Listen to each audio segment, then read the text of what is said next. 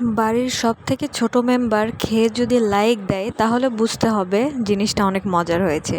তো আজকে কাঁচা আমের শরবত আপনাদের সঙ্গে শেয়ার করব। এই গরমে কাঁচা আমের শরবত খেয়ে সত্যি মন প্রাণ একদম জুড়িয়ে যায়।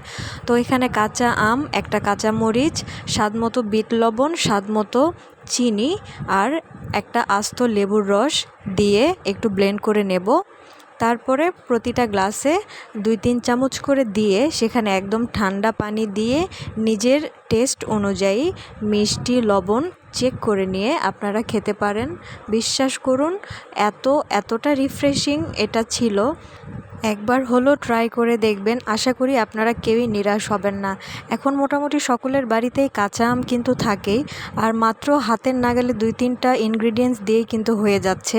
কাঁচা আম, লেবু, কাঁচা মরিচ, লবণ, চিনি দিয়ে শুধু ব্লেন্ড করে নিলেই ঠান্ডা পানি দিয়ে আপনারা যে কোনো সময় এটা করে খেতে পারেন। আর আপনারা চাইলে আগেই এটা করে আপনারা কোনো বক্সে করে ফ্রিজেও রেখে দিতে পারেন। যখন মন চাইবে 2-3 চামচ করে গ্লাসে দিয়ে ঠান্ডা পানি দিয়ে আপনারা খেতে পারেন।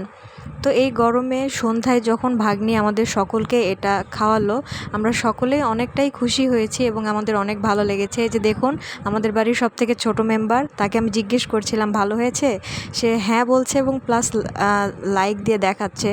তো এই তো আমরা সবাই মিলে শরবতটা এনজয় করছিলাম আর ভাগ্নিকে উৎসাহিত করছিলাম যে তুমি এরকম আরও ভিডিও দেখতে থাকো ফোনে, আর আমাদেরকে এরকম মাঝে মধ্যে এটা ওটা করে খাওয়াও, আমরাও খুশি হই। তো সবাই ভালো থাকবেন। আমার চ্যানেলটাকে যদি এখনও সাবস্ক্রাইব করে না থাকেন তাহলে সাবস্ক্রাইব করে দেবেন, লাইক কমেন্ট করতে ভুলবেন না। আল্লাহ হাফেজ।